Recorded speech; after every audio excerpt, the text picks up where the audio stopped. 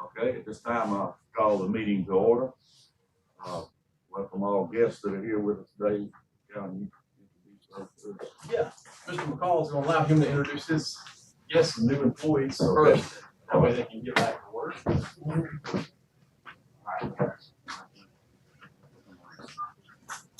Good morning, everybody. Good morning. Thank you very much for giving me this brief minute to introduce some new employees to you. We're very grateful in the farm department to be able to add some new talents to our roster. And I want to start out chronologically for these folks who have been here the longest. The first one is Mr. Jake McAllister. He is an ag liaison here. He comes to us from Clemson University. He's a recent graduate. He has a master's in agricultural systems management, a BS in ag mech and business, and he's a local farmer rancher. Absolutely. Thank you, Mr. McCall. Everybody can take, because we got a camera behind you, so go ahead and step right up to the table. Okay, cool. There we go. Cool. Awesome. Sounds good. Again, thank y'all everyone for having me here today.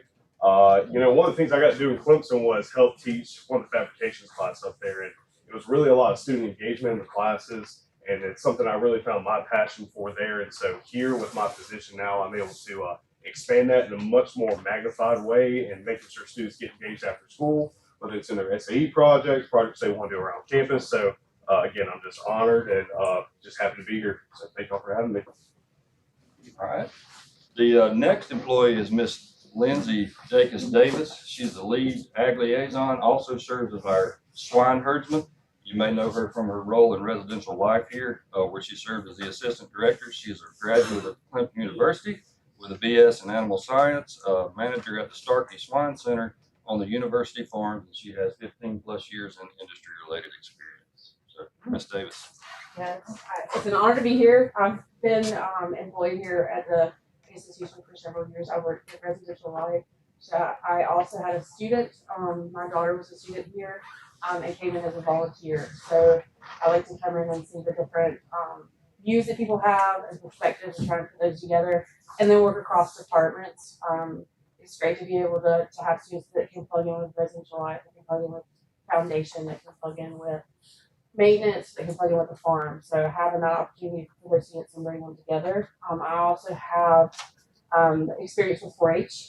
I grew up, my parents came from farms. I was first generation off the farm, but I did have the opportunity to go and some of my grandparents from the farm and visit them. I raised with horses and pigs, which were the two species my dad told me to stay away from. So those, of course, were the two I got into. So rebellion on my part. So I'm happy to be here and work with the students. A lot of history with college age students, so now back again to high school. It's been really fun for me to be engaged with these students in this different aspect. Because I'm just seeing me from res life and be like, oh, that's Miss Davis, and now they're like, hey, Miss Davis, can you help me with this?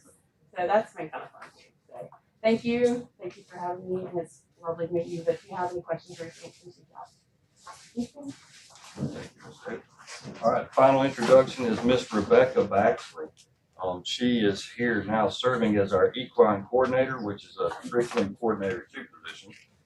She comes to us from Clemson University, where she was a graduate of Clemson University, where she has her Master's of Science in Animal Science and concentration in equine business. She also has her Bachelor's of Science from Berea College, which was in Agricultural and Natural Resources.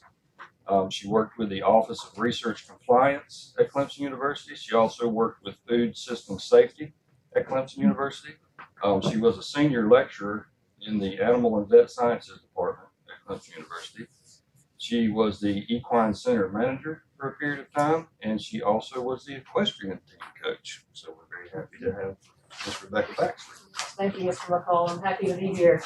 I've been here less than 2 weeks, so I'm still learning about the governor's school, learning the horses and fostering all of the enthusiasm that we have from our students in the equine industry. And I'm looking forward to helping the program grow. All right, thank you. Thank you all very much.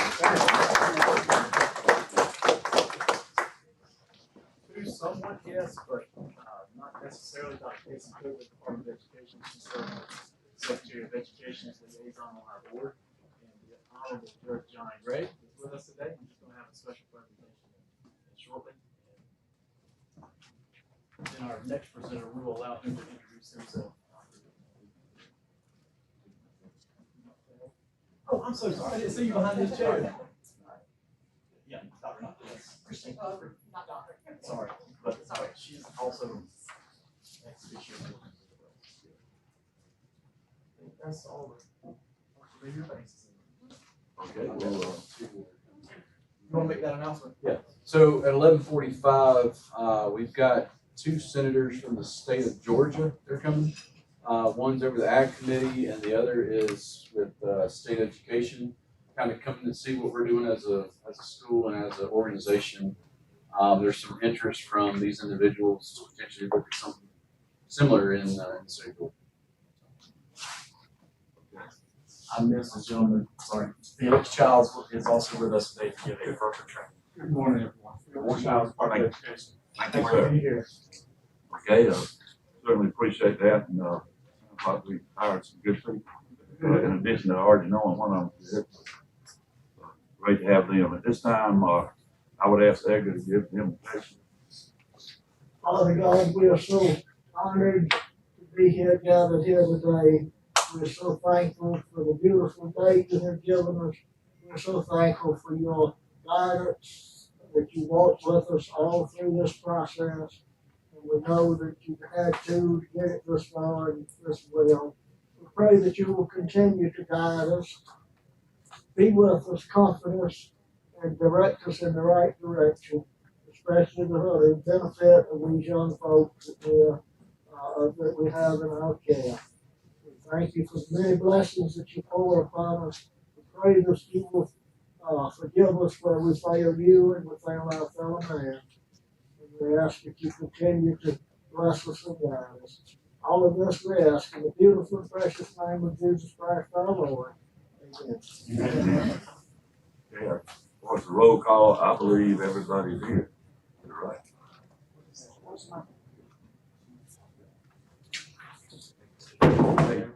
Everybody's here. So Looks like there's board.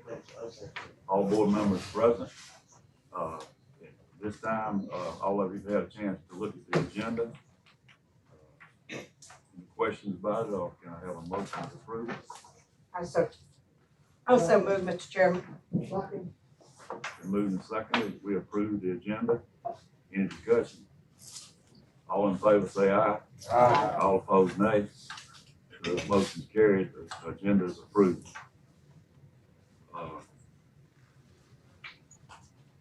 This time, it looks like our next item of business is approval of the 2027 meeting minutes.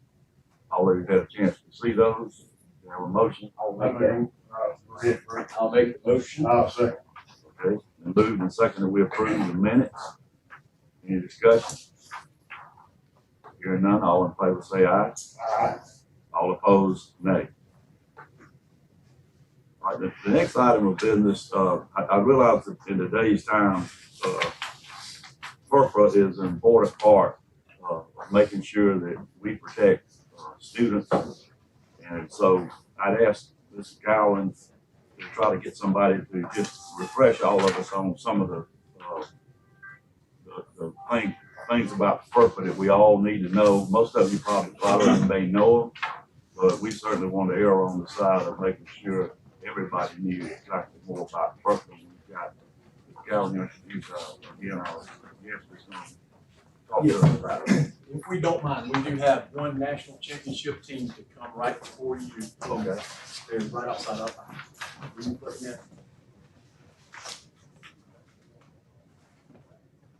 The young people coming in, this is our first national winning team. We'll allow them to introduce themselves and their coach. All right. Well, good morning, everyone. Thank you guys for being here this morning. My name is Hunter Morton. I teach the environmental and natural resources pathway here at the school. I'm here to introduce our national champions in the Wildlife Habitat Education Program contest. These students, along with one more, traveled to Tennessee this summer and competed in the national contest and were awarded the national champions. So we're going to tell you a little about their experiences, kind of about the contest as well, and then we'll kind of go from there. But I'll let you look at yourself. My name's Luke Williams. I'm from Moncks Corner, South Carolina, and I'm a senior here. And I've been here all 3 years. And a little bit about WEP is it stands for Wildlife Habitat Education Program. And it consists of, as a team, all 4 members go out into a field for 2 hours with a list of animals, and they ask you to manage for these animals. So you go out there, come with a management plan, and you come back. And then whenever you come back, they split you up, and there's an interview portion on it where you describe what you and your team came up with for those animals, as well as an on-site recommendation where they send you out by yourself in another block of woods to recognize what practices are being used out there and what practices you would do for the other list of animals that they gave you. And then the last section is a wildlife ID challenge where they send you in a room. You have to ID a bunch of different skulls, animals, pellets, tracks, a bunch of different things. So that's what WEP's all about. So it's a lot of fun. Hey y'all, I'm Savannah. I'm a junior here, or I'm actually a senior. I was a junior last year, and it was my first year. But we started off doing wildlife CDE, which is very similar to WEP, but WEP is just a little more hands-on. So we kind of had, like background information on what we were doing. And so like Luke kind of described, that was what we did throughout the day, but we also did some other things that were really fun. We got to meet a lot of different states and their teams and learn, kind of what food they have, different ecoregions, different species they learn. So that was also really fun. And then the night that we won the competition, we also went catfishing. So that was really fun too. Hi, I'm Lady Patton. I'm from Anderson, and we stayed at one of the 4-H centers in Tennessee while we were there. And one of the days, the day before the contest, we went to an educational day. The first part of the day was a terrestrial part where we went to different ecological succession areas, and Dr. Harper from the University of Tennessee talked to us, and he explained what the animals need there. And then the second part of the day was the aquatic section where we got to snorkel in a river and see different aquatic species. And so this team, along with Mr. Cooper Harrison, that's not here, he graduated last year, but they all placed in the top 10. Luke was the overall highest individual placing in the contest. East Savannah was 3rd, and Miss Laney was 5th. So they did an exceptional job. They prepared extremely hard for the contest and did really well. Very proud of each and every one of them for sure. But thank you for your support for our school, because we definitely could not do it without you and everything that you give, your time, and everything else that you get to our school. So very appreciative of that. We are proud.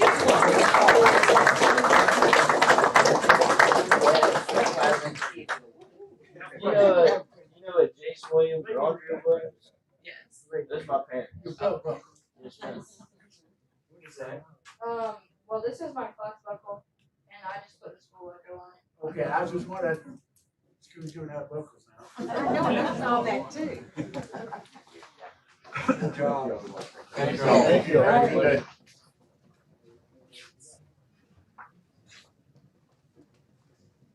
One thing I like to say about them, because I competed in these contests with students myself, it is difficult to win a state competition. It is almost impossible to win a national competition. And what Hunter's done with these kids, Hunter Morton is a superstar. He is a superstar. You can't stop him from working. He won the state forestry contest. He wins one every year. I mean, he just brings them in. And to have done some of this myself, and I have appreciation for how good he is. And I want us to remember that with all these teams, sometimes I would like to see us, and I'm talking with them all the time about it, be able to support them even more to get them ready for these contests. Because when you go to national FFA contests, for example, the state of Missouri and some of the states are real heavy on helping students when they win a contest, like universities in those states. We don't get a whole lot of help. We can ask for some occasionally, but I'm just saying, they actually get training from some of these universities. We don't get that. But I would like to see us get these kids, once they win a contest, out to more places that could help them even do better when they do it. And Mr. Cowan and I talked about it. We're working to assist them in every way we can. But man, if we got some good teachers here, and it's hard to win those things. I'm telling you, they win one every year. Somebody does. So that's great. International. I don't remember South Carolina FFA ever winning the national contest. Maybe Cowan. I've asked a question from the state FFA, and nobody can tell me. You know, So that could be the state of South Carolina's first activated national. So we're trying to track down that. We got obviously a lot of state contests winners, but once you get national, it's uphill. Mr. Felix Childs.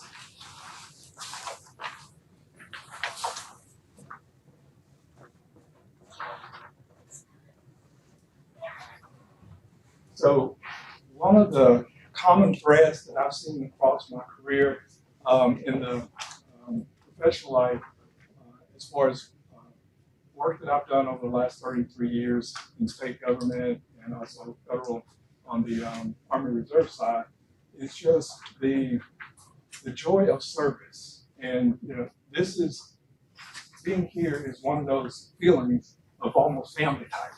This organization, it kind of gives that feeling. And I've only been here an hour. So thank you for inviting me over. Thank you for what you're doing for the school and for the state. And hopefully within the next 10 minutes or so, I'll try to stay on script because I think it's important when we're on an agenda. And so if you'll go to the second slide, please. Thank you. On behalf of the Department of Education, my name is Felix Childs. I'm the Chief Privacy Officer there. Under our wonderful leadership of Superintendent Weaver. Within the technology office, the privacy program is where this information responsible resides. And so I want to thank the Honorable Dr. Calvin for inviting me, for Chairman Bland and the distinguished board members for having this topic. I think it shows that your leadership, that your governance for data protection is a priority. To be able to have that on your agenda, that you only have an hour and a half, 2 hours every quarter. That's amazing. And so I'll try to keep my comments very brief. We did provide some information within the packet. If after my presentation there are some questions, if we have time, if you have any questions specific, I'll be here to answer those. But again, thank you for your service and thank you for inviting me. Now, I'll highlight just a couple things that we have on the agenda as far as the topics.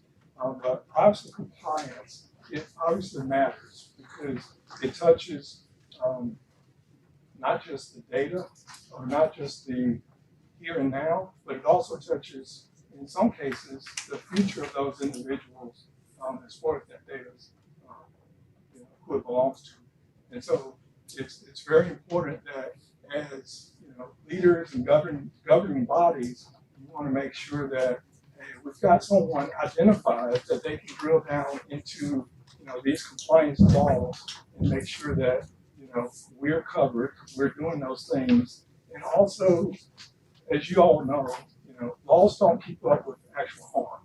And so if we can have any takeaways, what we like to do is remember, yes, we want to be in compliance, but we also want to think, so what else do we need to do? What else do we need to look at? Because, as we know, FERC was written almost 52, 53 years ago. And there's lots of new things that happen that don't really necessarily cover specifically. But we'll get into a couple of those things, and I'll try to highlight some things to look out for whenever there is an incident or a concern of a nature. But with that, we'll talk about FERPA compliance and why it matters. And then we'll talk about, from an organizational standpoint, how doing those things will in turn help, the success of completing those projects. So, obviously, at the governance level, your focus is making sure that, internally, the executives and those people in charge of those programs are doing the things, but you're making sure that someone's doing the things. And so at the detail level of FERPA, there's two or 300 pages of FERPA. And I want to say there's about 16 different exceptions to the use of that data depending on the incident or depending on the situation. So out of those 16 different exceptions, we call them exceptions, usually 4 or 5 of them are the ones that are often used. And so within your packet, we made sure that we listed those main ones that come up. And so the third big point I like to cover is making sure that as we plan this work and we look at these details, making sure someone is doing those things, or in a better case, a small board or a small work group would actually be a good idea, because oftentimes in any given week, I'm talking with our general counsel, I'm talking with our procurement, I'm talking with our program offices about, things within, privacy and personal data. And so having a small work group sometimes works better to make sure that those questions are covered by the right people. And not just, one program person who has a perspective, but they don't have the whole perspective. And so we'll talk about activities that you may want to consider when you're making sure that your data is being protected appropriately. And so those are the 3 high levels that we like to cover. And so if we'll go to the first information slide. And so within this definition of risk, you're all familiar with risk. But what I put here was risk and opportunity, because sometimes we don't remember that, opportunity is the opposite of a bad risk. Risk is apparent. It's going to be there anytime you're doing projects, doing different, initiatives, you're going to have a risk. And so staying ahead of those potential negatives can create opportunity. So risk and opportunity go hand in hand. But what we want to do is make sure that, as we work on, whatever that initiative is, we also consider how is that affecting either the current use of data or potentially the future use of data. Because records retention, for example, archiving, documenting, all that plays a part in data protection. And so within those bigger initiatives or objectives, we want to make sure that the data portion of those objectives are also covered. And so that's the big thing that we talk about as far as risk. And similar with accountability, accountability, oftentimes we don't necessarily put a lot of stake into accountability. But one thing that I remember, I reviewed your December recording of your meeting because I was trying to get a feel for it, and one thing I remember, there was a question, I can't remember the gentleman's name, but he asked a question during the meeting, and it was related to some report about an incident. And so the response quickly gave the details within the incident, and everything was covered, everything was good. But what that told me was, hey, that governing board is listening, and they're paying attention, and they're thinking about the risks and the accountability. And so I think that shows that you guys your organization seems to be doing those things already. So that's great to see. If we'll go to the next slide, please. So so this is, I don't know, the meat and potatoes, if you want to think of it that way, of what we're talking about today. I always like to kind of highlight the program as far as personal data or sensitive data. I like to bring the program to the conversation, and not just the compliance and law. Because like we all know, it's hard to keep up with harms by just relying solely on administrative controls. But the law that we have in place is FERPA, and FERPA has, you know, lots and lots of pieces. But if you look at all of those things about FERPA, it's mainly there to answer a couple things. Protecting the rights and information of those parents, or the students mainly, but also those parents. And so within, you know, making sure we're using that data appropriately within our education purpose, we have to think through the how else could this data be shared out? How else could it be, you know, disclosed either intentionally or unintentionally? And so FERPA just kind of gives you lots of different ways to look at are the data being used appropriately as it was given, and is it being disclosed to those organizations that have purpose for that information, and making sure that we don't automatically try and reinvent reasons to use the data, which we can, but we just have to do it the right way. And that's, you know, a lot of times when, you know, I'm getting calls from different districts or whatever, they're trying to understand, you know, what rights are here, what does a parent have entitlements to, and one of the things that FERPA does is it allows, you know, for to check, the parents to check the information. So just say if a parent says, hey, I need to find out what information, what data you have on my child about, you know, their school records. We should have in our systems a way to do that.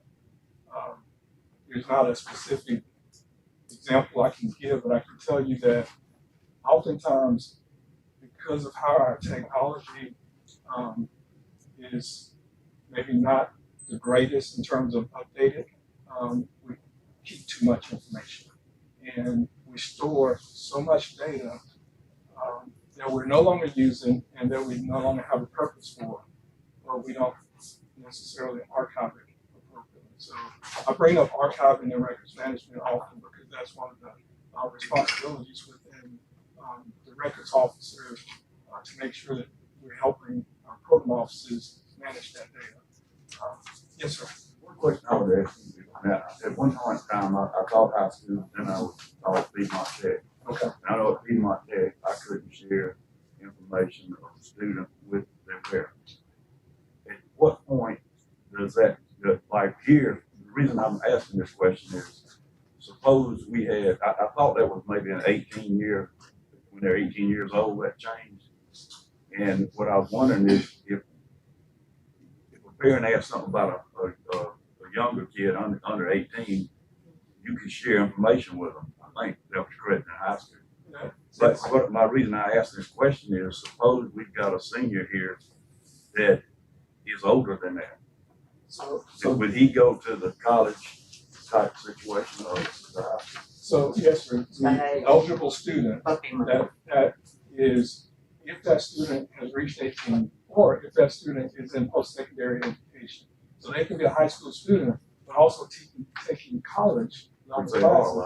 And they may have to allow their parent to control their information. So it kind of gets a little tricky in those situations. But one thing that you mentioned about not being able to share the records with the parent, that may or may not be, and each one of them is case by case, but mostly they do have a right to access the student records, the parent does. And so the question may have been, there may not be a convenient way for the school to provide the details for that parent to have access to it.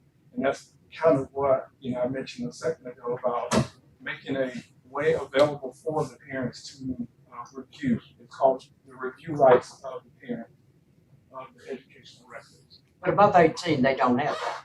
They They do not have it in the the parent, circumstances. right? But the parent could, you know, ask the student. But from the 18 level, yes, you're right. Mr. Childs, you mentioned that data's gotta be protected and archived. For how long does that period of archive stand for? So depends on what that data is kept for. So what was the record used for in the beginning? But generally, education records are up to 75 years, up to the life of the record, as far as their permanent education records. So like your all of the training that you had, your grades, your diplomas, all of that, it's kind of archived. But So looking around the room, nobody in this room is gonna be purging any information for the students or is what you're saying. well, those details about the 75-year part, that only covers like the numbers, the grades, that it doesn't cover the annual. Just think of it this way: is during the year you do standardized tests and you do certain things that some of that ends up on your permanent record, and it goes from one school to the next school depending on where the person transfers or whatever. But FERPA doesn't really, honestly, it doesn't really talk about what needs to be maintained. It only says that if it is a student record or education record, then you have the responsibility to make sure that that record is maintained safely. But also, if the parent needs access to some of that information, and oftentimes parents want to know when there's a grading situation, but there's no dispute about a grade that the parent can say, well, that's not the right grade. It has to stay there. But yeah, the details here, I actually listed PPRA, which is more focused on the parent, because a lot of times, and you have a inclusion in your packet that talks more detail about the specifics on PPRA. But PPRA is one of those that are often not so much paid attention to, but it's becoming more and more important now because of how we use technology. Because anytime you pull your device out, you're getting in the stream of interoperability. And so within interoperability, it connects your associates with other things that you're doing, things that they're doing.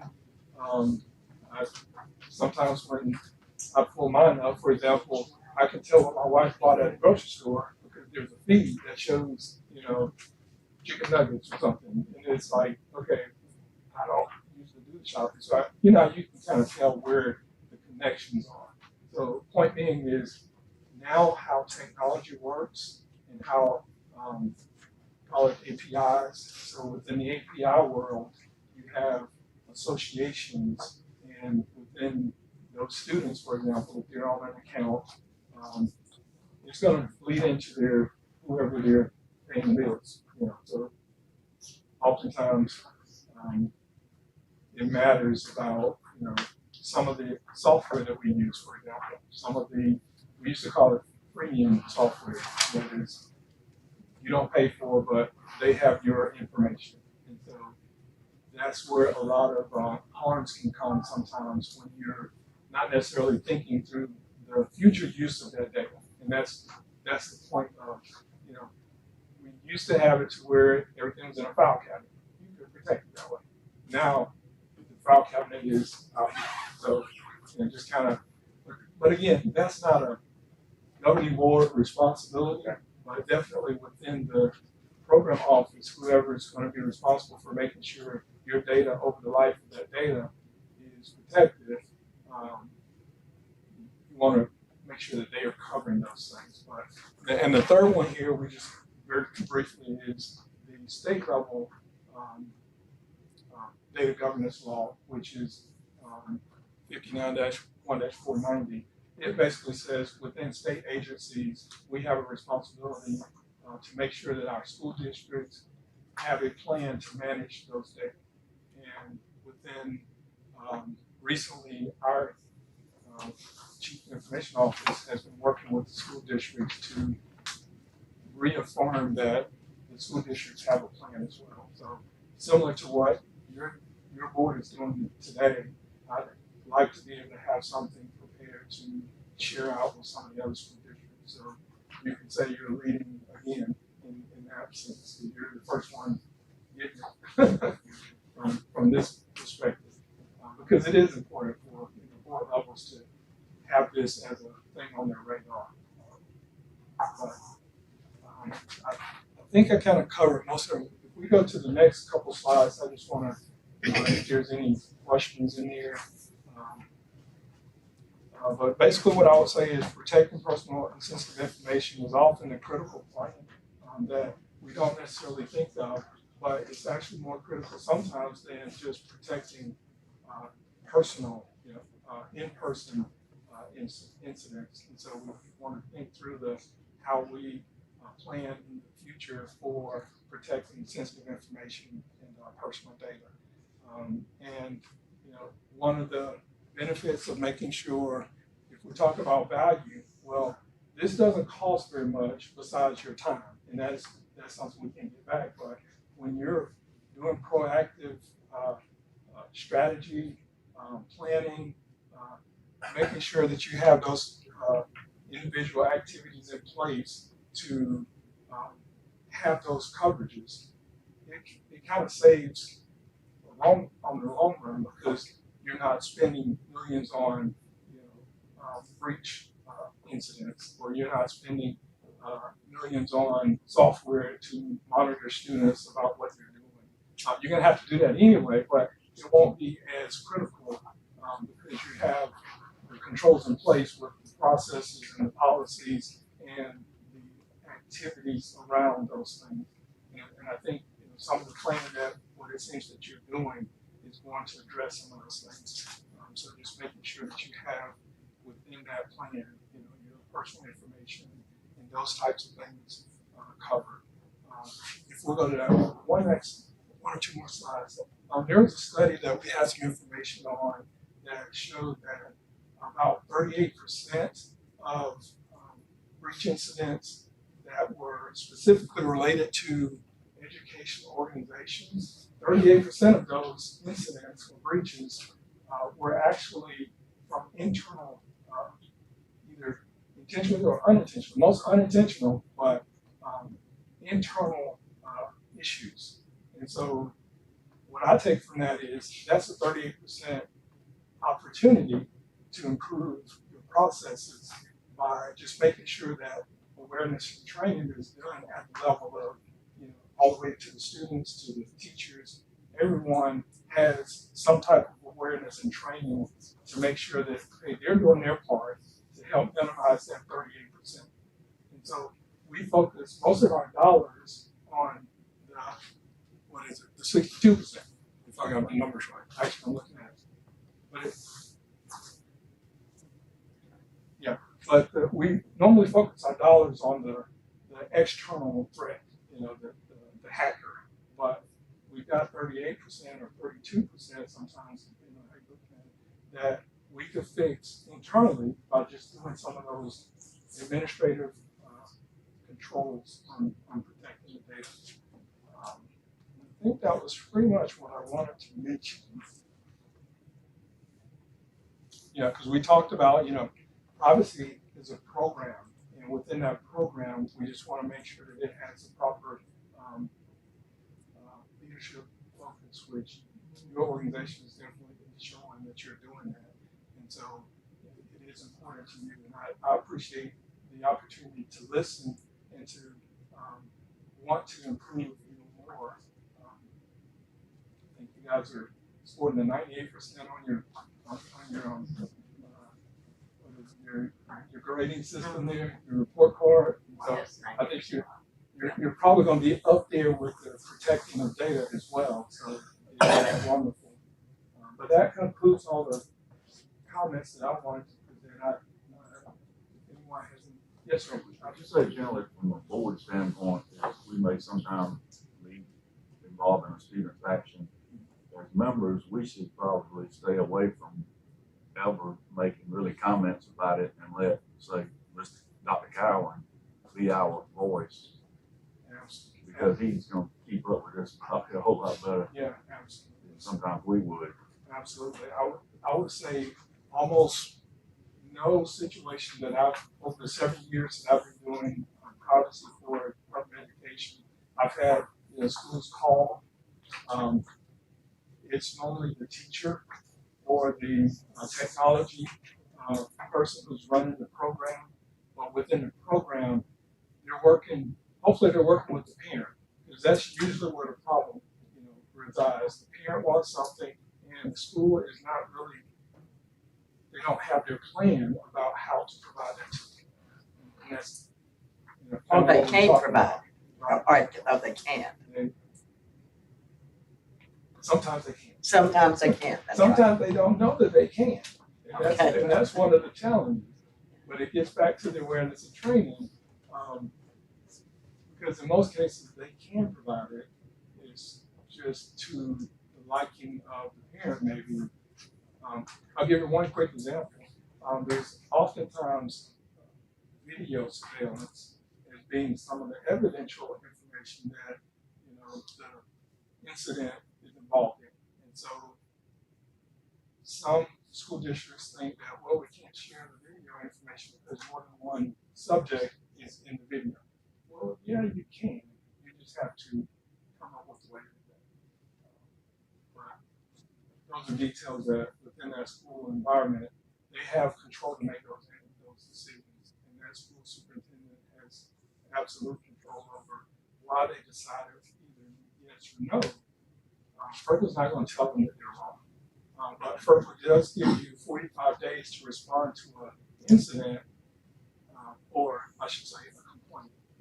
If the parent raises a complaint that the school superintendent was not able to satisfy the parent, after those 45 days, that parent can ask the state superintendent and then the federal or U.S. Department of Education to assist with the complaint. But in most cases, again, even at the federal level, they try and help the parent and the school reach, an agreement. So enforcement is usually very small, and so doing the local, help the parent out is often the best way to go. But you guys know that. But yeah, yes, sir. I'd like to ask a specific question for board members. Like Mr. Land said, most of them are not going to have to deal with this on a daily basis. And so they meet 4 times a year, right? So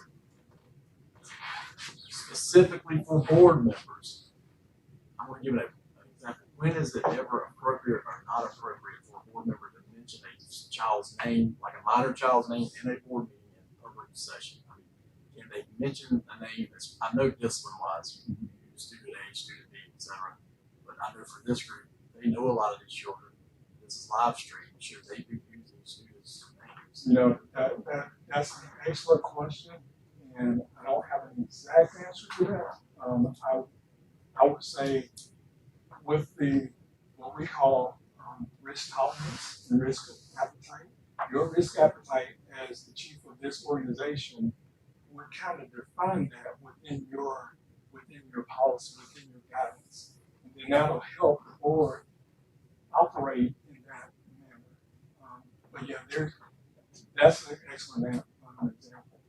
Because it kind of depends. In your situation, I would be more concerned than obviously other school districts, because your kids live here.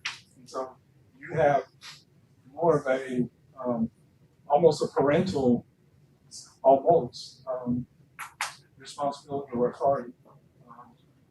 But yeah, you want to steer away from as much as possible, individual data. So, You just live stream names of these kids that just stood up here, so. Exactly. But they introduce themselves. They introduce Yeah, they do. themselves. So that's So one of the 16, we talked about the big 16, so that would be under directory information. And so within directory information, you identify what we normally use for directory information. And this would be, I think it would be perfectly acceptable to share that because they're being awarded, they're being recognized. But yeah, all of those little bits and pieces, someone will build in their act over it, you know, they could, but I would think it Yeah. would depend on the situation. that's right, that's right. But yeah, that's the way you're, you know, thinking through that. It will be within your, risk tolerance level. Kind of, The risk of what? Of getting sued? the risk of someone identifying. Is that Negativity. At the end of the day, it's we're protecting us from getting sued.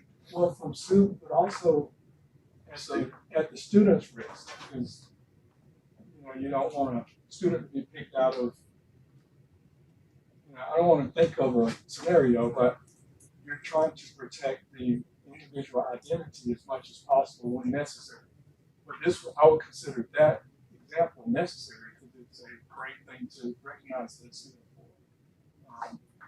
But it, like everything, comes with a small amount of risk. That's just a small amount of risk. The highest amount of risk for this board, I'll say on the public record, would be when you all have to discipline a child, and when we come out like we had to do at our last meeting. You have to be extremely careful with saying the student's name. That's in a negative aspect, we wanna promote our positive aspect. Is that something that we need to put in our policy and procedures document? As far as, so that the public knows, this is how we handle these situations, no student information is given out to the public in any of our meetings. It's in there. It is. I can share it with you. Let's just make sure that, and that was one of the questions I had for the School Board Association doing that for us. I just want to make sure that we've got that specifically called out so that nobody ever questions the way that we manage it. So one of the documents that I would suggest is having a data governance policy, also having a public records management policy, also having an incident response policy, and of course your third-party management and your contractor. You know, because you have relationships with vendors, and you want to make sure that you have those details because that's one of the things that FERPA does require because anytime you're sharing or disclosing information outside of your controlled technology environment, you should have a written agreement that spells out, you know, details about that. What and how. Right, and who has access. Yeah. Is there a waiver somewhere that then would eliminate those situations that students and or parents agree to? They do. They sign that up front. And right now we have one student on this campus that all of our employees are aware of that cannot be photographed and cannot be. Right. So we got it. My question was like, sometimes something's happened here that the news people want, and they may typically, after we have a meeting, want to corner me to ask me some questions. So would I be wise to say, I refer everything to Dr. Cowan, or have I got to make a comment? I can't really answer that from a FERPA standpoint, but I would say yes, absolutely, because the voice that you want to communicate, you know, is that one voice. You don't want to. That's what I would prefer to do is say, you know, I'm not commenting on. You'd be very careful about that because you can create an extremely negative environment with the press by doing that. You have to be very careful with that. And also, if your policies and your processes, you know, have you don't have to get that detailed about it, but if you have enough detail in your documentation, that's an easy way to answer that question. You point back to that reference and you're following your operating procedures. We could also, even Dr. Cowan, because if something, if we needed to make a statement about it, we could write it and then contact you and let you say, yes, that's appropriate. Is that possible? I mean, somebody from the state. We would have to contact our attorney. Okay, I got you. Okay. His job is education, not legal, right? We definitely, we can advise, but, you know, we can't advise to that level. We have attorneys for that. But we'll do what we can from our office to educate and share those resources that we have access to. One of the things that we're doing, just, and I'm going to step out of the way, but one of the things that we are doing is we're working with an organization called Student Data Privacy Consortium. And it's a national group that originated from a school district. And so they developed a national data sharing agreement. And so that gives 3,000 school districts access to at least that contract. And that contract is approved by a lot of companies that you may have to deal with. And so it kind of helps on the legal side as far as, now, we're not asking you this. There's lots of schools that are asking you this. But yeah, thank you all so much. Thank you. Very We'd like to present you with a small gift from our organization. I think he's going on a tour with Mr. Murphy here tomorrow. Who's your favorite guy? Oh, it's fabulous. You're gonna love it. It's nice meeting you all. Thank you so much. It's great to see you. Thanks for coming over. Yes, sir, absolutely. Anytime, email.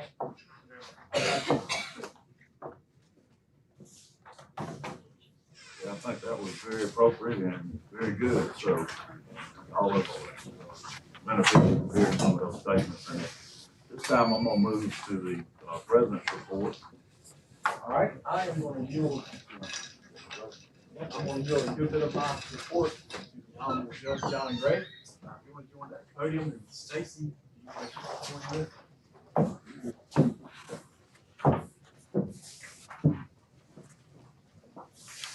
Well, it's been a journey. This has been floating around in my office for a couple of years now. And if I may, let me share with you why it's so important. I come from Alabama. My family was sharecroppers. They didn't own a piece of dirt anywhere to be found. So when somebody passed away, the new owner, the family, they had the option to keep them or not. And I learned a lot of things about the land and how important. And I see this morning, just this morning, the youth and the twinkle in their eyes and the flushness of the face and the proudness of what they are doing. And you know what?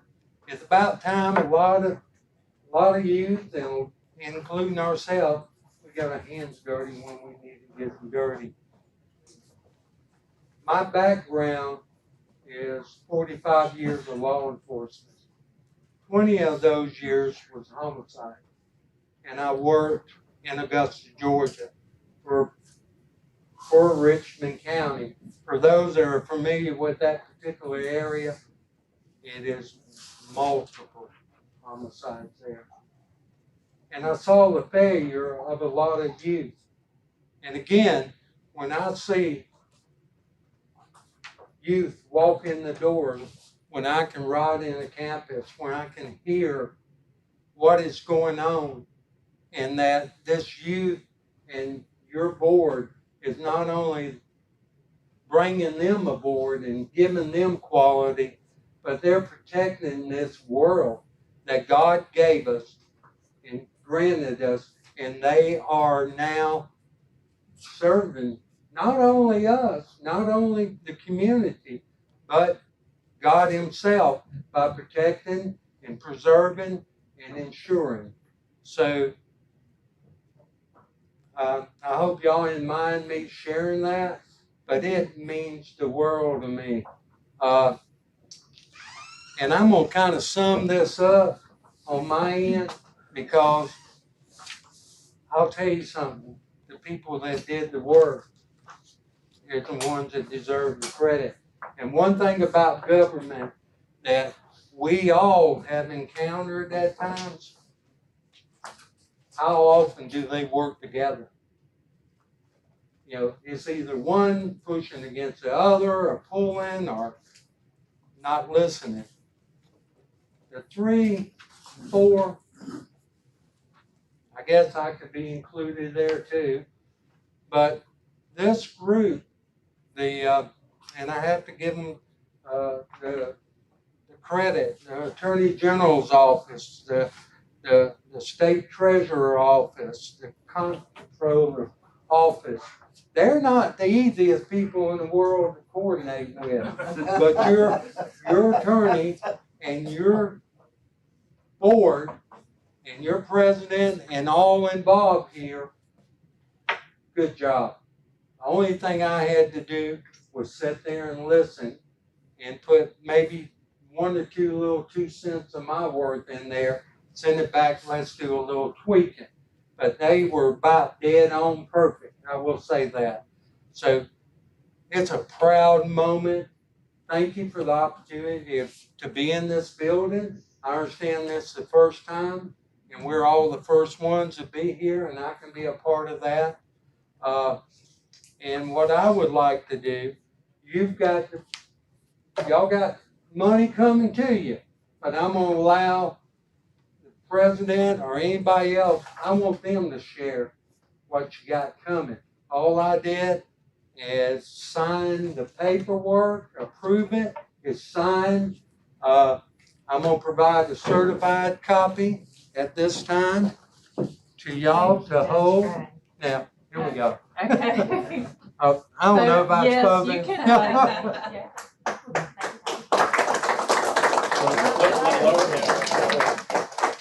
One last one. Thank you so much, Thank Judge you. Gray. I Yeah, appreciate you're welcome. you. And I'm gonna yield over to the president. I want you to share this news. And thank you, ladies and gentlemen. And this is a beautiful school, and this reflection reflects on everybody, on the board, on the community, and I'm delighted that it's here in McCormick. So good job, and thank you again. Thank you, Judge. Right. Coming up. Right. Thank you. My comments will be very brief. We'll yield to Stacy, but most of you remember I started here in 2019. One of our first board meetings, I think of Ron Davis, mentioned some of the money that was been held by the state treasury. Next couple of months, by then, I became president of the school. I started digging a little bit further. I was like, there's $600,000 out here. The state treasury was holding. If you added all these accounts together. I made a couple phone calls and just kept hitting brick wall after brick wall after brick wall.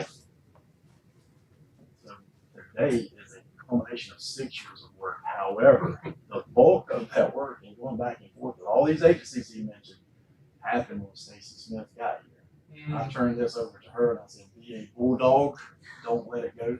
The state's holding this money, it belongs to this school. We had a brand new foundation, the enabling legislation that our lawmakers created also created a foundation. We had to have a foundation. We had to have an endowment in that enabling legislation. Well, we didn't have the money to have either one, but we need to follow the law at the same time. This money is going to allow us to start that endowment, so we're now abiding by the law. Stacey, I'm going to turn it over to you. I just want y'all to give her a hand because we're pulled on.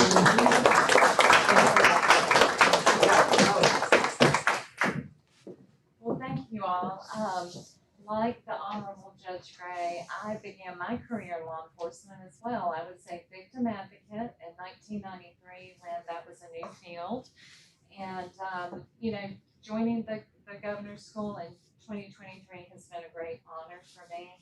I also am so happy to be able to serve these youth that are doing so many great things to conserve our natural resources and be our future leaders of agriculture. So it's been an honor. I hope I haven't been too much of a fly in the ointment with Mr. Howe, our school attorney, but I've really enjoyed working with him. And what I learned is that sometimes when you hear no, maybe all the information is not there. And so, in 2023, I came to this board and you voted to allow the foundation to pursue being the stewards of these funds. And in conversations with Mr. Coble, he was able to affirm that in his mind, his legal opinion, that the mission of the school had not changed significantly enough that we, the school, should not be able to be stewards of these wills and bequests that were held by the state. So my understanding is that in the 1930s, 1940s, 1950s, these various families left part of their will and estate, much like Dr. Howe did when he left the legacy that is now the school. And the state never took these funds from the school. At that point in time, it was very common for the state to hold funds for state agencies where donations like this were made. And when all the attorneys came together that Judge John Gray mentioned, the Attorney General's office, the comptroller, the treasurer's office, they all agreed, which is not always a common thing, that this was a good thing, that these funds should be returned to the school. So we had something called a consent order. It was not contested. And the judge did listen to, their legal precedent, the laws that exist that allow for slight modifications to be made to wills and bequests when necessary. So there was precedent for that. And everything just came together on August 20th for us. So very happy to be here. This is the distribution chart for how these bequests are broken down and how the foundation will steward the funds. So the Branch family, you all know, is buried here on campus with Dr. Howe. That family left what is now about $100,000. So I'm not sure what the original gift was, but it's gained interest over the years, and the numbers you see reflected were current as of August.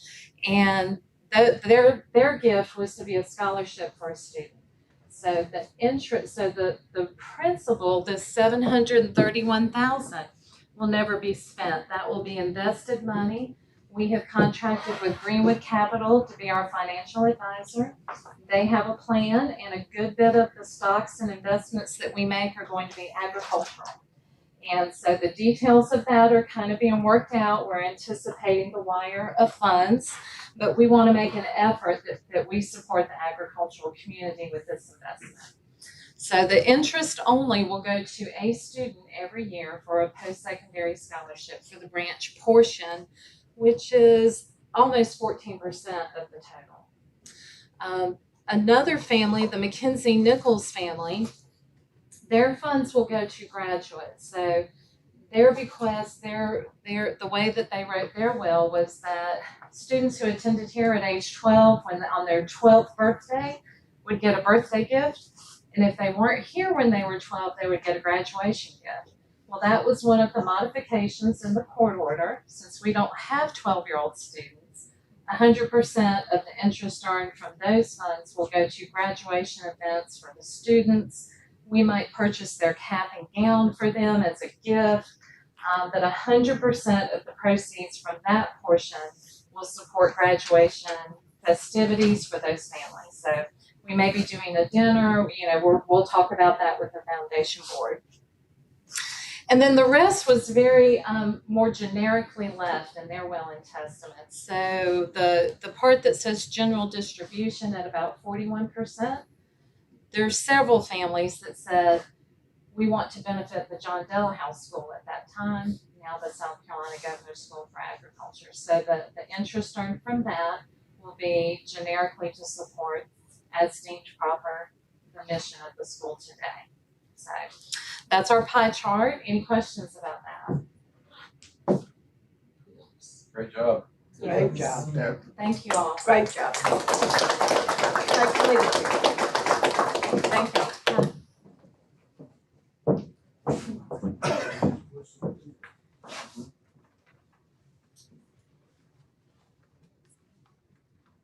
Okay.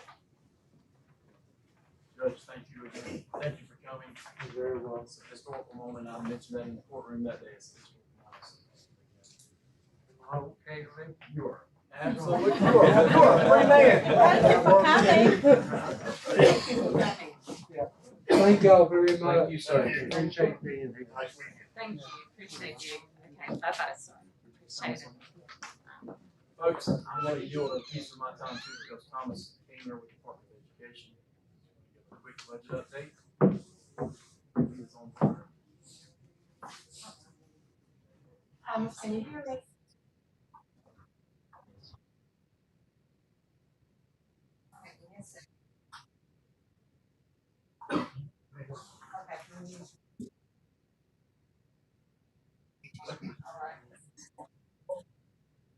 Questions?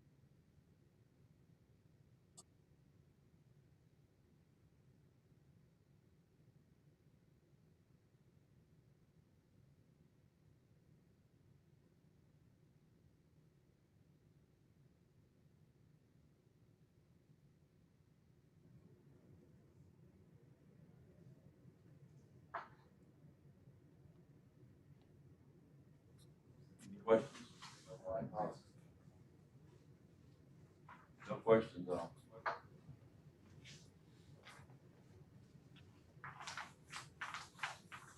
Came a long way since 2019, folks.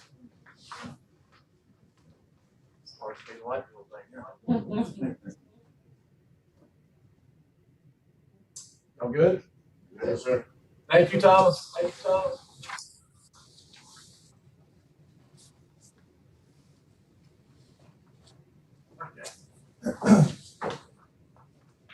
I'm gonna be very brief. I know we've had a long meeting so far. Just real quickly, the meats lab in Hester and the parking lot. This is just a reminder.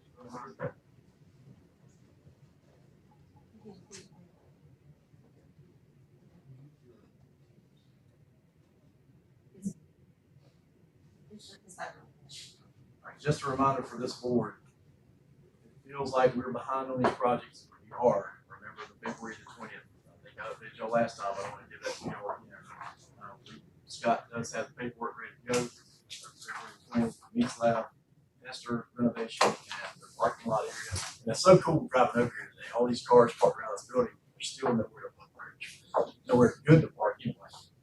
So bear with us on that. That's not necessarily our fault. So we're pushing as hard as we can. The first house on your right used to be the Warren County substation. Scott and his team are starting a light renovation on the house, and that will become the veterinary science lab. Discussions now with a retired vet, some analytics, that will have at least a 1 day a week office vets offices on campus. The original goal was across the road, which that building, Scott looked at it, Eric looked at it. It's probably a little bit too much that our budget wants to bite off at this moment. This house will be on campus, will be a little bit easier. So the first house on your right, as soon as you drive in, the branch house and then the next brick house. That would be located. He'll do network for outside people. Outside people as well, that our students will be able to be a part of. At least 1 day a week. It's a female that we're calling to. She's going to do a lot of free clinics, like spay and neuter clinics. I mean, it's not a for-profit. It's for education. It's for education. So it's right. There will be. They still do large animals too, correct? This lady will do some. Eric, help me with that. Do you remember? As far as She's a small animal. She's a small animal. Yeah. Yes, but she'll consult with us on large animal herd health. But we do, Mr. Kessler, we have a large animal vet on I guess, contract. That's right. That's our agency vet. That would be Dr. Martha. But of course, he can't be here every day. This is the point of this person. She would be here at least one day a week on campus. Our students will have access to her real life bedside, all the way from running the front office to assisting with simple surgeries, that kind of thing. Just a quick announcement, Blake Arias, you all probably remember Blake. He received a full ride to Clemson University's Honors College. And to my knowledge, there's only 13 of those given out this year. He was one of those 13. Follow our social media, you'll see that post that Clemson just posted recently, so we're super proud of him. It's like the young man that was president student body.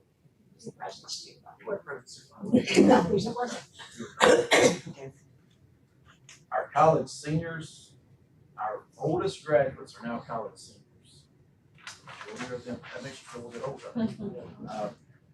The majority of them, over 20 of them are at Clemson right now. We have 20 alumni, over 20 alumni now at Clemson. Seniors, I think there are 4 or 5, I'm doing math on that, who are about to graduate, of course, within this year from Clemson. I've asked Mr. Teeters if he will do a cool story on some of these alumni. I think that's going to be a huge help with the group, because now our proof of our product is out there. I know I've announced this before, but we have 3 students, 3 of our alumni on the president's list at Clemson, and 2 on the dean's list last semester. Is that something that could be highlighted? I don't know if graduation would be the appropriate time, but it's somewhere that those students are graduating college at this point. I think so. I think that's very important. But, yeah. If they would come back, if they'd come back to our graduation, maybe, yeah. Yeah, and Something like come that. back to our graduation. They even have a, Special seating or something. yeah, and a spokesperson. I like it.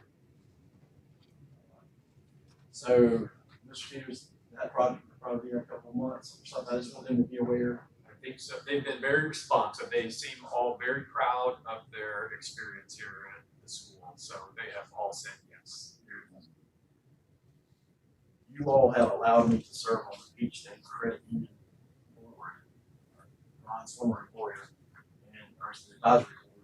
And I appreciate that. I serve on a couple of different boards. This one is, I always say, it's the most fun that I serve on. And they donate money for my service, and they allow me to choose which foundation. Recently, they gave a $5,000 donation to our foundation. So I'm thankful for that service, and thank you all for allowing me to service. We meet 4 times a year, so it's not on this time, but I think it's worth it. I am working on, I know this group, you all have asked me to investigate the possibility of hiring a vice president for their organization. I appreciate it, love it, thank you. We're still asking for that. However, in the meantime, we're looking at adding a position or creating a new position here. A person that will manage the meat slab came with funding for jobs, right? I think it came with 6 positions. I'm pretty sure it's 6 position when it's got. Some of that money we are able to use to create this position, a person to manage the meat slab. Literally, might sound crazy, meat slab, cafeteria staff, and the farm staff. And the goal for that would be to have our fresh foods in the cafeteria. Right now, it's that, you know, we boast that we want to have 50% self-sustainability. I think that's easily attainable with proteins, much more difficult with produce because of our growing season. Students are out of school during the summer, etc. We do an okay job at it now, but okay is just not okay. And so we need a person who strategically plans it. You know anything about the beef industry, especially, you have to be planning 18 months out at all times, right, to have that beef in your cafeteria. So a person to manage all 3 of those staffs, and we're looking at creating that position pretty quickly. Been working with state HR on that. That would take off a great deal of load off of me for sure.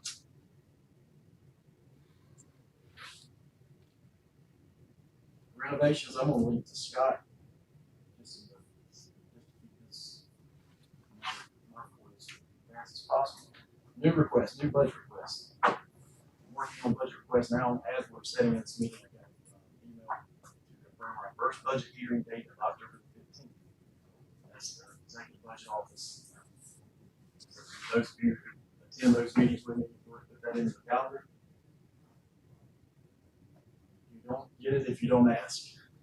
So far, we've got pretty much everything we've asked for. And so some of these numbers might sound big, but we're gonna ask. All right, so LS Price building next door. As our students start, hopefully in the next couple of weeks, we'll start moving those classrooms over here. We'll have time, 4 classrooms in this building. Right now, we're here temporarily. We wanted y'all to meet in here today, so Scott worked with the engineers to get a certificate temporarily until the elevator finishes. Is that correct? All right. So as we do that, LS Price building needs a lot of work. A lot of work. Flat roof, you'll heard the whole story. Our vision would be this building has 0 lab space. So our vision would be that building to become your ag labs, biology lab, chemistry lab, and library. So it has that college feel, right? You have all your labs in one building, core classes up here. Your ag classrooms will stay there as well. The price tag on that renovation, and Scott, when you told me this number, it kind of scared me, but 17 million is what it's looking like. I want y'all to go back to 2019. Those are those boards. Y'all remember that price that I remember Ken telling us if we did a renovation that was $6 million back then. You remember $6 million in 2019. It's crazy math to me, but that's Scott. If y'all have specific questions, I hope you can go into more detail on that number. Next, we're asking for, again, resurfacing all the roads on campus. You know, we've got resurfaced all the way to Schiffer. These roads, as far as we can tell, we'll have resurfaced in the 70s. It don't take long to knock your car tire out of the line and you can go down this back road right here. So we're asking for $3 million for roads, $600,000 for sidewalks, which would start right here in the rural storms. Right now in the morning, I'll be honest with you, I asked Katisha not long ago to order some reflectors to put on their backpack in the morning when they're walking after the still a little bit dusty and dark, especially in the winter. They're walking in the road, the sidewalks, so $600,000 there. And then our wish list request this year is an ag arena. We've asked for that in the past. That's a request for $7 million. That's going to look like very similar to the one at Crescent High School where I'm from up the road. Probably a hybrid with T.N. Garrison, if you're familiar with that facility in Clemson. I visited, my daughter is showing pigs now. We do a lot of livestock shows in Georgia. There's a lot of nice arenas. I sent Scott photos a good bit. This is kind of a hybrid of all of those. I think we know what we want, and I know it would be used. But those are the large requests. Of course, I've got other requests that we're going to ask for recurring funds, that kind of thing, for equipment. Air from the farm. Did you say we had requested money for arena before? We have. We requested money for new roads last year, and they gave us parking lot area around here, but not the roads. So they're giving us in increments. And the aggregate we have requested for. But if I were in the General Assembly, I would probably think the same way. Let's see. Let's watch them grow. Let's watch them produce before we spend $7 million on a new arena. But I think we're there. I think the proof, we've got enough proof with our influence, alumni influence in colleges across South Carolina. I think we're there to start adding icing on the cake. You know, our original 2019, 2020, they asked us to renovate every building that was here. That's what, y'all remember that from the state. They wanted us to renovate everything we had here before we asked for anything. So the first thing we asked new was that welcome center. That was the first construction, and this is 80 square feet of building there. So there's been no new construction on this property except that and the greenhouse since probably what 70s, 1970s. So I think it's time for some. Well, no, the education center I think is in the 80s. I think it's time. I mean, now the meat slab's coming on. So anyway, are there any specific questions about those large requests? I say we ask for it, see what happens. I'm gonna say no. That's it. Bert brought up the South Carolina Board Association policies. They are almost finished. They sent a draft form last week. There are some things that Dr. Moore and I are going to work with this coming week to tweak, to suit our school, because they're not employees of our school, they don't know what it works, et cetera. So we're gonna get those, that should be, that should be done for the next, for them to vote on for our next meeting. So we'll be in compliance with that. Our school advisory, our agency strategic planning committee, Mr. Bland, y'all representative. It's come together really nicely. We've got a draft copy of that strategic plan. You all are a part of it. Technically, he is your voice. There's nothing in there that's going to shock you. We talk about it in all of our board meetings, but we just have never had it on paper. You know what I mean? Not in one document. We've got our vision, and that strategic plan is mostly a 5-year vision, but we do have some 10-year plus type visions there as well. Many of those, as we started talking, we've already reached. This committee has been together for a year, and as we're talking, we're checking off things within 1 year that we didn't think was possible in 1 year. So, long story, that strategic plan should be in y'all's hands as a draft copy to vote on, so that we can upload it to our website to be in compliance. Next meeting should be in the December meeting.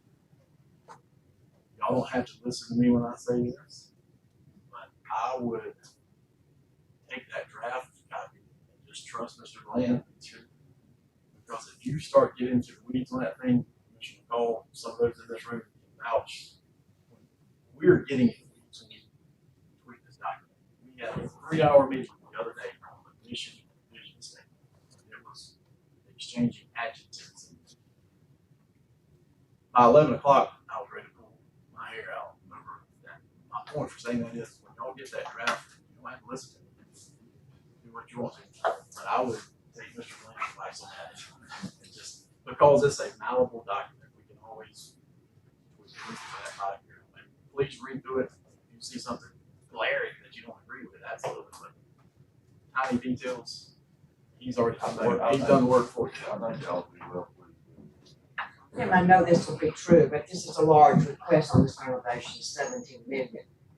And the initial reaction of that's going to be what? And it's one building. I think it's very, very important that it be stressed that it is academically very, very important. It is really a part of the core curriculum, and that these are courses that students have to have in order to earn a high school diploma. And the lab is a part of that requirement given the state. So I think when they say it's instruction, sometime if you can relate that it directly impacts the student's instruction, that will help. And that's a lot of money. But when you're dealing with labs, also they will understand the equipment is so very expensive in an instructional lab. It also contributes, you'll say, to be my tech, because our students are learning a degree from there as well. And BMOP wants to have high quality labs. Right. Dual program, That's not just a instruction. high Yeah, school. just keep tying instruction. Both. It's actually supposed to be created by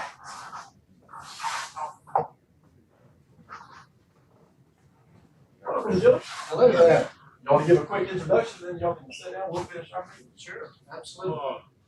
State Senator Lee Anderson, District 24, Georgia, which consists of Columbia County all the way up to Park County over to Greene County. I'm Representative Gary Richardson, District 125, representing part of McDuffie and part of Columbia. Well, here y'all. I think they're here because they're interested in doing recreation of this in Georgia, is what I understand. So, potentially. Beautiful facility coming through the gate, I can tell you that. Place, special place. Do we have 2 chairs? We got 2 chairs. Grab your seat. We'll finish our business. Right. Thank you. This is our board of directors, by the way, our board of trustees. They are appointed. We have 9 positions right now. Their one position is vacant. So these ladies and gentlemen are appointed by Governor Henry McMaster to serve on this board. And Marshall, they meet quarterly, so this is one of their quarterly meetings. So welcome, guys. Come.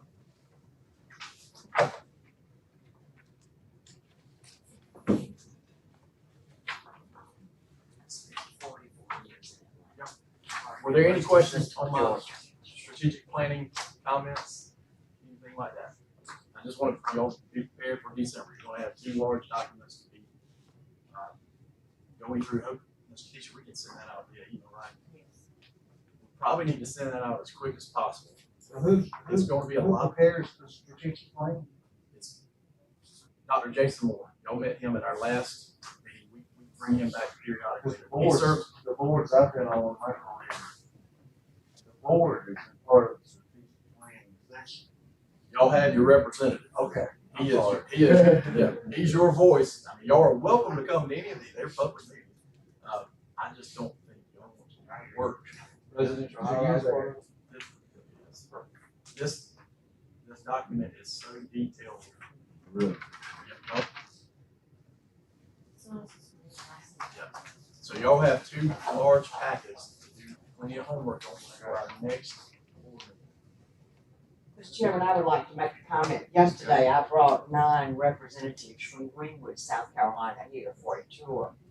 And our president spoke to them and welcomed them and that kind of thing.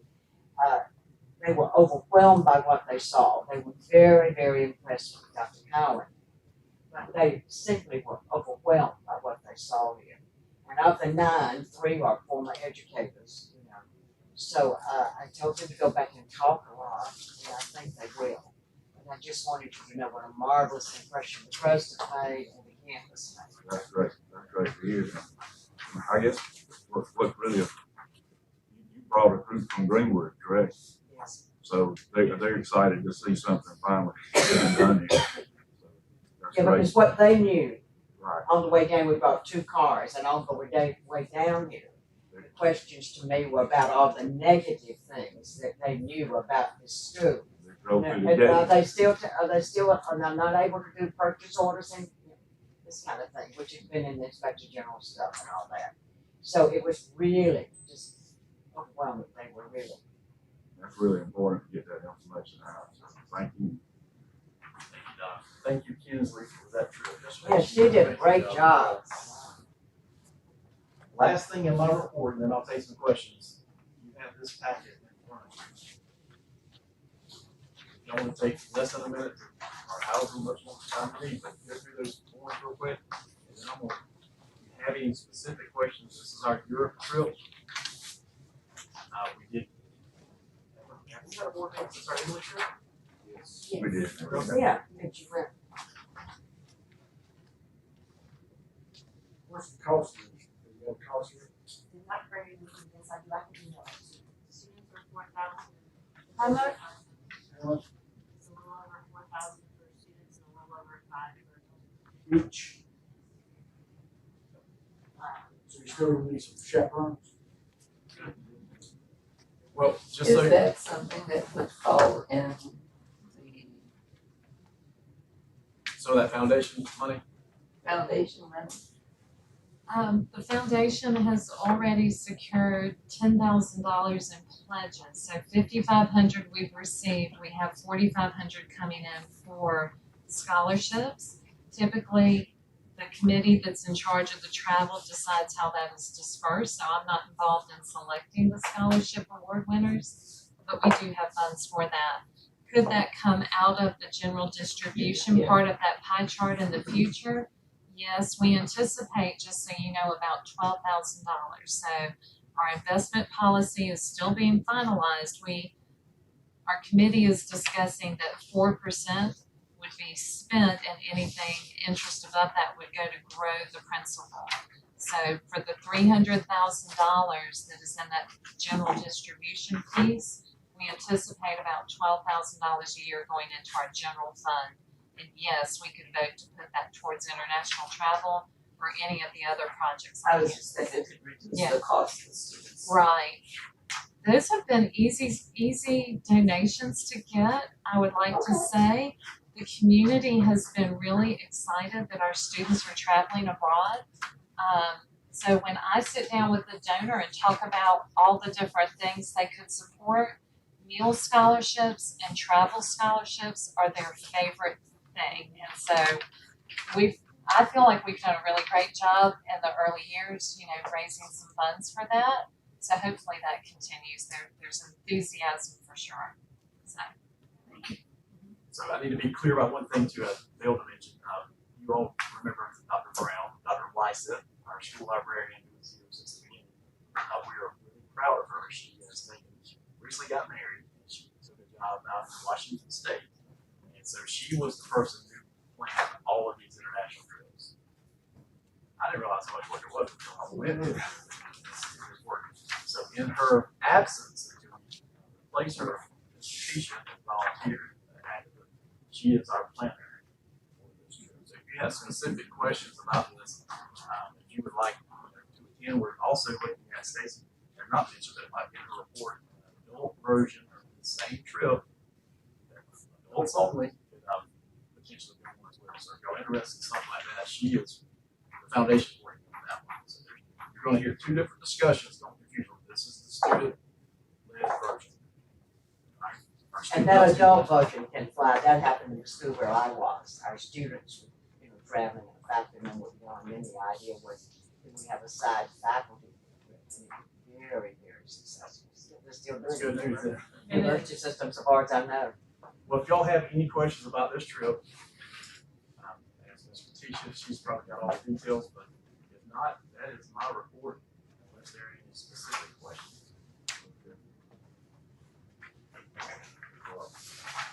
For departmental review, most of that information in your packet, anybody else need? Anybody have any questions about any departments? Yeah, Mr. Thompson. Mr. Thompson, help. I would say this is good. Way better than it was. He is out today. I don't remember why, but he had a previous day already scheduled. He's a lot better. Thank you for asking. I'll make sure. Yep. Does anyone have a specific question on Scott? We'll go down there right now. Just a big thank you to him. I think we all want to say thank you to him. Absolutely. I think he deserves a hand for this. I apologize it's not completed. I promise you about the next, give me 3 more months. It'll be all complete and walk through. Today, I will tell you with my temporary CO that I agreed to him to allow me to get to the 2nd floor. We're really not supposed to roam a whole lot, but I have a classroom set up behind us. If you'd like to see what the classroom, because the next time you come in, we will have kids in here. But we got a few more things to tidy up in here. A lot of things have happened since we've been there. Just real quick, we got cottages open, the next 2. They're gonna have students in them. We're up and running good. We have Verizon. We fired their tower up. We finally got cell phone servicing. So as Dr. Cowan was saying, kind of like Mr. Texas money, there's been a lot of projects that's been going on for 5 years that have finally gotten completed in the last 3 months. So, but I do have to say I got special thanks to Mr. Teeters, who has helped us with all of this. And I thought I had the best contract out here with the grass cutting. As we tell how much good, I bet better it looks coming in, but I don't have it anymore. Guys, Mr. Dan English right there in the back. WC Tell is the man that has made all this happen. I want to tell you, Mr. Dan, in public, thank you for everything you've done for me. The parking lots around the college, is that for students that have automobiles? That is, we're running out of space, and it's not what I wanted, but I got with Mr. McCall, and it's something we had to do, especially the 2 new ones down there. If you rode up here last year, you saw the parking lot divide. It's amazing that our kids now run over each other, run over cars. We're trying to open up. It's not what we want, and it is a temporary solution until we can figure out where we can go. And hopefully part of this resurfacing road money can help me get some things in there too. Thank y'all. We know it's not a step. Problem. We get it. It's a good problem. Good problem. More kids. Thank you, Scott. One quick thing on the mix lab and the Del Hall money to finish the parking lot. I did get somewhat of really good news like 2 weeks ago. They are going to allow me to go ahead and start. We had $1 million in the bank that they had issued last year. They are after JBRC. Hopefully in October I can get in and meet. I can start on picking a firm, so it will speed us up by 6 or 7 months. So we we did get that information last week. Now, I haven't got confirmation on it, but verbally she told me that's what was going to happen. So hopefully that'll speed that process up. And I know Mr. Haddon's coming in next week to speak some AI stuff about it, but we're ready to go. I want to bring up what I brought up yesterday, the foundation. What do you do? So obviously with the guidelines and the way the state works, we can't start the project from February 20th. So February 20th to August 1st, call it. There's no way to get Hester renovated so that it's ready for school. I've got a contact at Clayton Homes, and I'm going to see if we can reach out to them and see if they'd be willing to do some type of donation through the foundation for a modular type home that would fit a residential style living. Obviously, it'd be some conversations between you and Stacy and Dr. Cowan, but see if that might potentially give us an opportunity to do a fill-in, plug and play, tied to the utilities beside the cottage or wherever it might be. So just know that I'm working on that on the backside. I've got a contact, and just we'll touch base this afternoon and get some. He mentioned this yesterday, by the way, in the foundation meeting. I've already explained to him, he understands. If we can't purchase it right now, because I didn't ask for it last year, that makes sense. I mean, our budget's always a year ahead. And so if this happens, it would have to be a pure donation, period. We would have to work with state engineers, of course, probably to make sure that. Yeah, the only thing in it, going back to SR, even when the money released in February, before we had a shortcut, we had to do an A1 and turn it in, and we used to get staff approval because legislators approved it in the state. All that's gone. So it has to go in front of JVRC. So not only when the money is released in February, that's when I can ask for it. So I probably will not even have the money until, like you say, in August. The good thing is I already have all the paperwork already done, all the plans have been drawn. So it's kind of plug and play once I get that. But it's just going to take a little bit more time than what we have been getting. We had started a little streamlined process and it was working good, and then they changed it again. Thank you, Scott. Thank you. Mr. Osborne has we have a group. Y'all want to take consideration of that? It's in your packet. It's the safety and fire plan. Starts on page 49. Osborne, you have anything to speak on? There's just minor updates from last year's plan, like including the students would be here in this building. And some of the new camera systems are mentioned in the entrance of the back gate. But overall, it's basically like last year's plan. So there's very minor updates. Okay, I hear a motion to approve this. I make a motion. Okay. Second. Been moved and seconded to approve the consideration of the safety and fire plans for 25-26. Is open for discussion. The only discussion point on page 53, we've got Scotland listed. She's no longer. Yeah, I missed that one. So we just need to remove her name? I will. Okay. Actually, hers will be replaced with Ms. Contentious. Okay, perfect. Congratulations. Make that work. Okay. Any other discussion? With those modifications being made, I agree. All in favor, say aye. All opposed, nay. So that Not just safety board of plan trustees instead of. approved. Sounds like a real number. Mr. McCall, anybody? I was saying, I think the governor appointed as board of trustees instead of board of directors. Like the Senate board of trustees of the. Mr. Bland's title? Board of Trustees. Mr. Steve, can you make that edit? Yes, sir. Thank you. Good catch.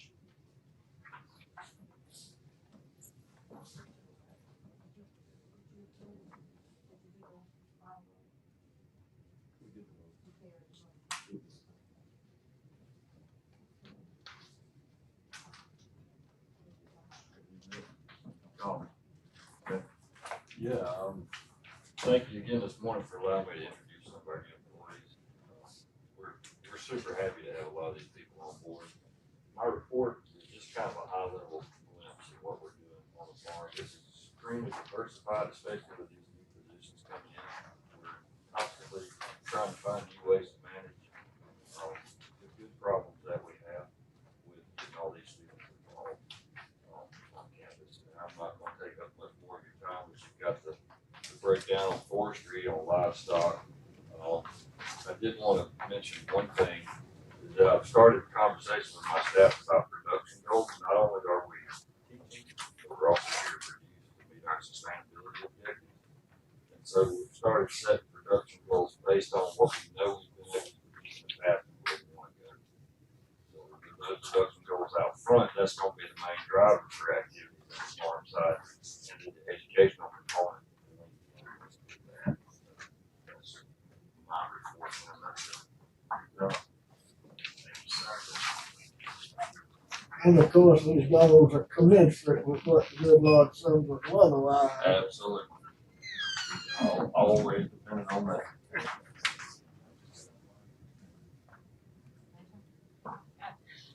Good morning again. I just wanted to say that I thought the judge was going to talk to you about the legal things that took place in August.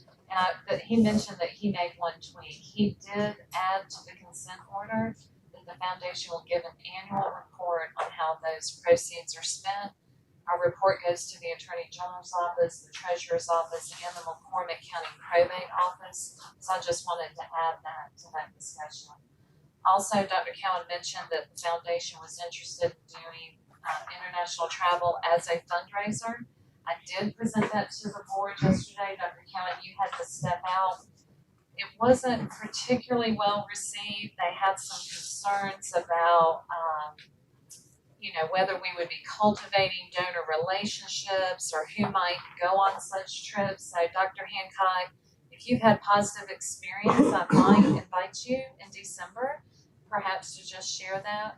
We'll have a conversation. It was at the college level, but Right. they did take what students were doing, and then faculty said, well, I want to go, that kind of stuff. And so the person worked on having a faculty trip also. Right. And when Ms. Wysa brought the concept to the school board, she had been at the collegiate level. I know that the other governor schools do some international travel, and she sought your approval as well.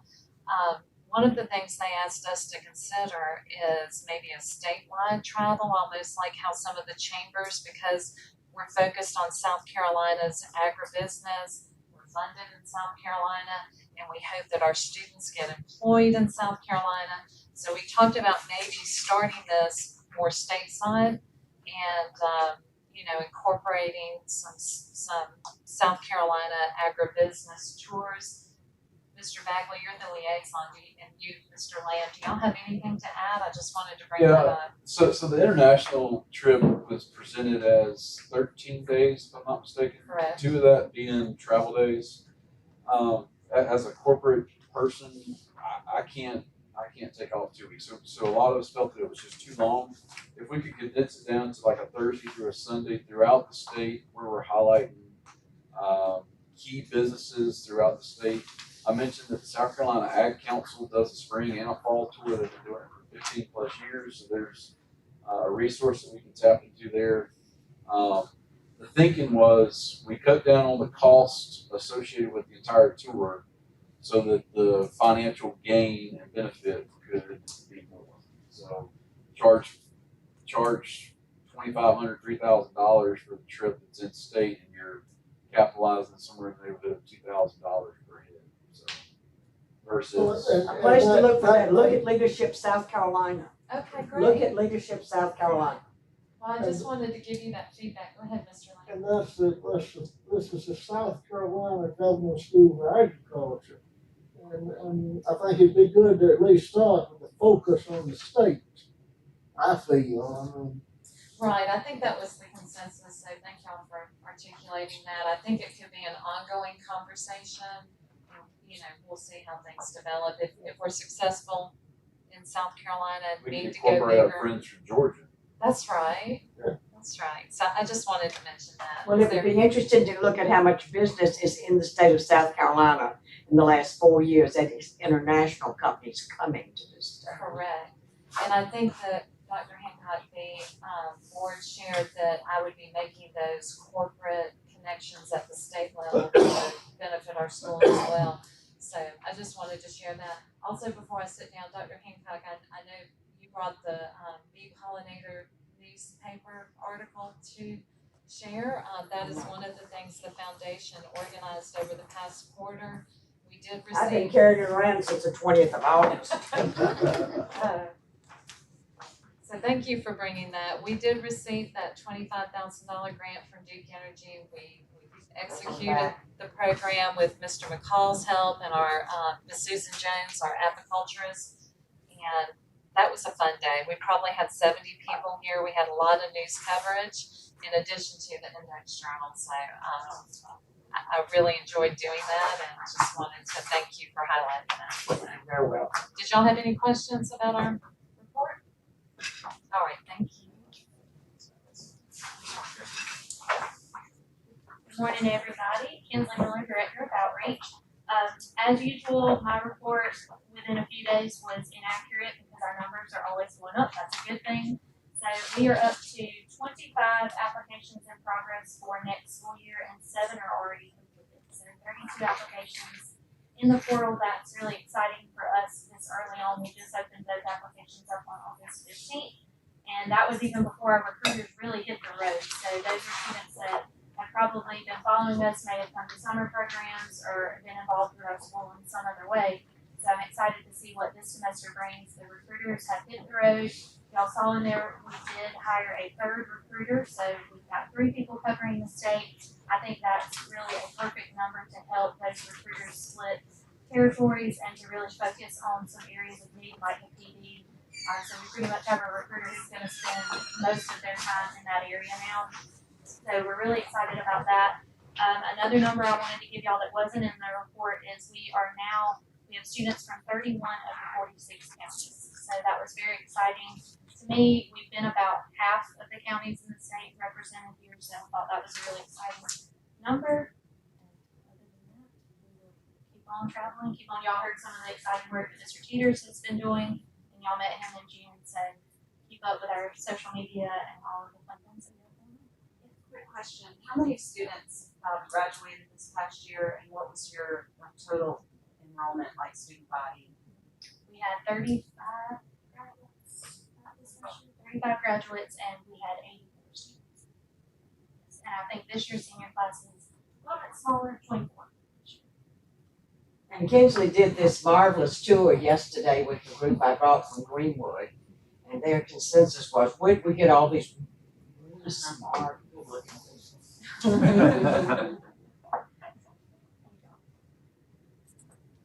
Good morning. Do you guys have any questions for me about Res Life?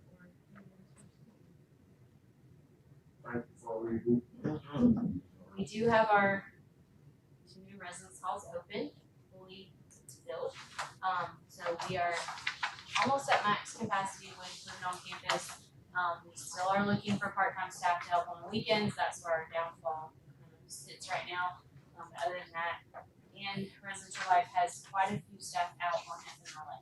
So we are transitioning things over. As you know, Miss Davis moved to the farm department, and we are very excited for her. We did replace her last week with a new staff member who is just hit the ground running, and she's doing an amazing job. Her name is Christina Clark. And we'll try and get her at the next. Human resources wise, we keep on trucking. We're over 100 employees, but that does include quite a bit of part-time employees. About 50% are part-time.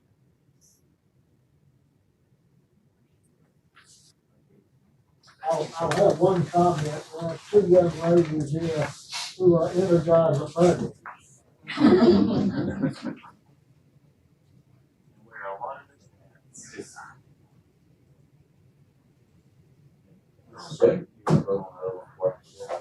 Yes.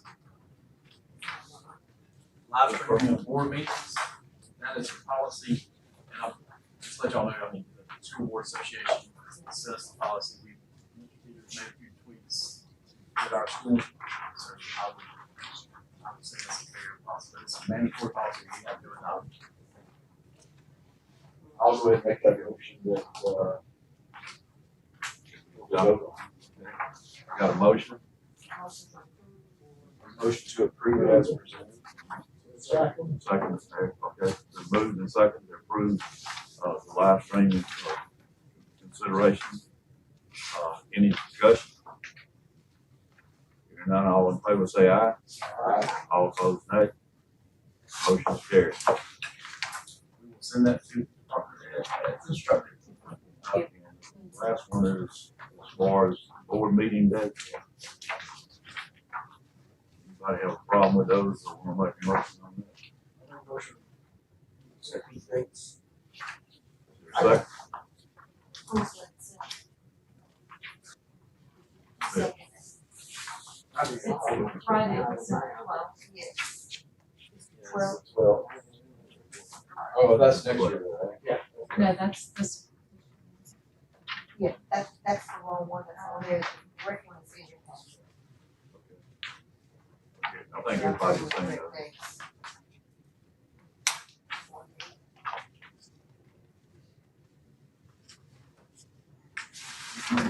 So we have a motion, right? And a second? Oh, second, okay. It's been moved and seconded, we approve these meeting dates next year. Any discussion? Hearing none, all in favor, say aye. Aye. All opposed, nay. Motion is carried. I'll have to step up for another meeting. I'll get you, I reckon at the December meeting. Sounds great. Thank you. Thank you. Yes, ma'am. After, as soon as I get done with that meeting, I'm catching up with you gentlemen and lunch. Thank y'all. All right, thank you. Okay, and anybody got anything else to come before the board today? I just want to personally thank Mr. Mims, Mr. Teeters, and Mr. English for getting all of this together today. It was a lot of hard work, a lot of big push, and I just want to say thank you because they really didn't have to do what they did to make sure that we were in this building, in this room, and get it to the point where we are today. And I just want to personally say thank you, and thank you. Thank you. Miss Carter, I promise you, you won't have a drop cord run at your foot next time you come out here. I was surprised that we were here, and she said, you know where to go. I want to echo that too and thank Ms. Katisha for all she does, not just for this meeting, but she takes care of me now. I promise you that. It's nice having her around, I can promise you. But another special thank you again to Scott. This project has been up and down, and y'all need to remember this request was first approved in 2021. And it's just now being day one. It's still not 100%, but that's how long the process takes. I want you to like real quick, we talked about 17 million we asked for, y'all. Remind me, this was 8.6 million and I had a structure here. That structure's got to come down. So and this is just regular classroom space. When we get into lab stuff, I mean, the prices are insane. Entirely different, that's what I'm saying. Prime example, I mean, you know, open it, it's $1 million worth of furniture in this place between the auditorium and here. So, I mean, I'm telling you, I know it sounds like a lot, but it's really, I'm telling y'all, it eats very quickly. And I hope y'all are proud of what, not only myself, it's a group of us in here that came up with this. So I hope y'all are really proud when you pull in. I think a good example is to look at the price of a student microscope to be used in the lab. Absolutely. It costs one microscope. But I think another good feeling is the fact that if we were just now, today, trying to approve this building, what would it cost? What we got in it wouldn't touch it on. Our legislative friends from Georgia probably hears us often with cost sense COVID. It's always triple for this building now, whatever it costs. I'd like to say since 1967, this building is totally different from 1967 when I first started. I'm very proud of this building, the history of this building. If we could only talk, what it can take. But this used to be upstairs where the teachers had their apartment. future state. It's come a long way. You probably I'm wait- sure wait that for the was game nice, on. Ron. That's right. I might get in trouble. Yeah. Those teachers. I've heard some of our alumni tell the story of their house parents and house mother and teachers staring out these windows and watching them play out there back in the day, like, Yeah. you better behave, you know, kind of thing. Exactly right. Historical building, historical moment, I'm glad to be a part of it today. Thank all of y'all. And we will be having a ribbon cutting, and I please urge, when we do it, I would love to have as many board members here. But we're gonna do one once we come up with a date. We'll get that out. We'll look at maybe the next board meeting. That'd be appropriate. Just be sure the press knows it. We'll let y'all know. Before we, I don't know if y'all move into executive session, that's okay, but before I forget, these are some dates that the School Board Association has sent out. We send, Katisha and I forward y'all these emails. There are several dates here that I would encourage y'all to, if your schedule allows, to attend some of these meetings. If you attend, our school obviously will pay for that, but you have to send us, you know, up front. Yep, and Ms. Katisha has to register. You don't do your own registration, but we can't reimburse you. We will have to pay for it. So if you choose to attend some of these dates, get with Ms. Katisha, we will register. We have funds.